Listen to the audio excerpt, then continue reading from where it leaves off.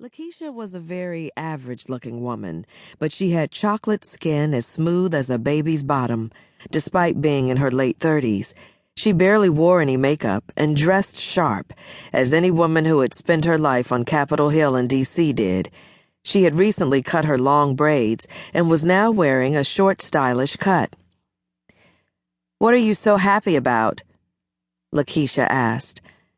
"Same thing you are," Charisse responded in that smooth, soft voice she had. It was a tone that made women suspicious of her, and men want to buy her a drink. "It is exciting, isn't it?" Lakeisha asked. "We work well together." That might not have always been the case. When Lakeisha first came to Charisse, it wasn't because the younger woman's name was mentioned in the power circles of D.C. communications.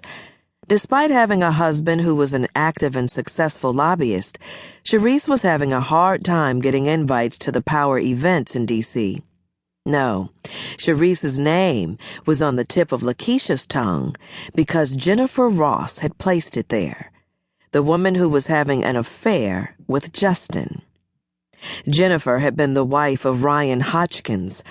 Hodgkins was a man Charisse had slept with early in her marriage.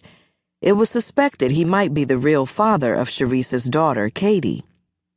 It was only one night, and both Ryan and Charisse cut all ties the day after, but Ryan eventually spilled the truth to Jennifer during their messy divorce.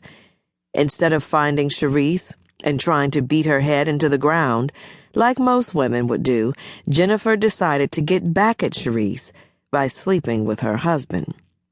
With the way things were between Justin and Charisse at the time, he was ripe for the picking.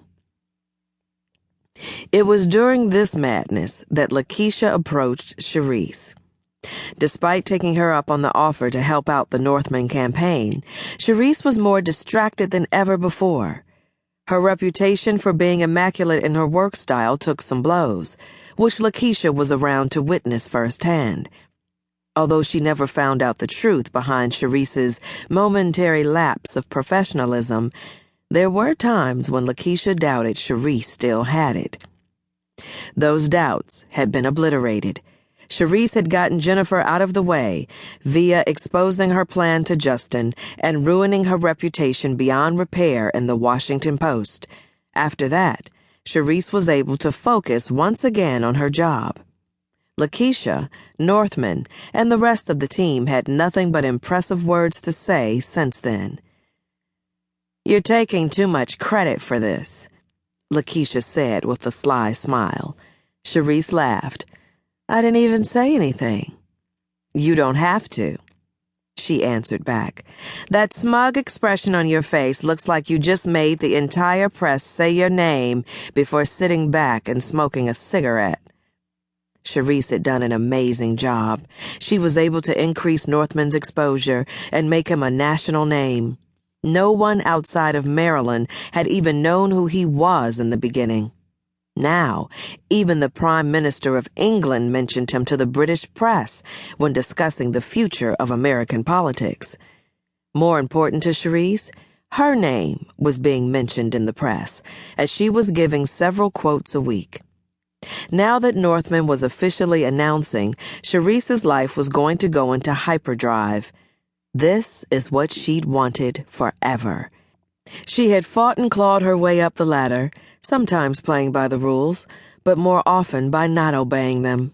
Either way, Charisse was an end justifies the means type of girl. When the end was her gaining more power and influence, the means were a mere afterthought. "Let's go," Lakeisha ordered the second that Northman ended the conference and headed behind the curtain. As Ginger darted off to her eagerly waiting grandchildren, Lakeisha latched on to Northman to inform him of the interview he was to do next with Washington Life, an interview Charisse had set up for him. She noticed Northman glance in her direction.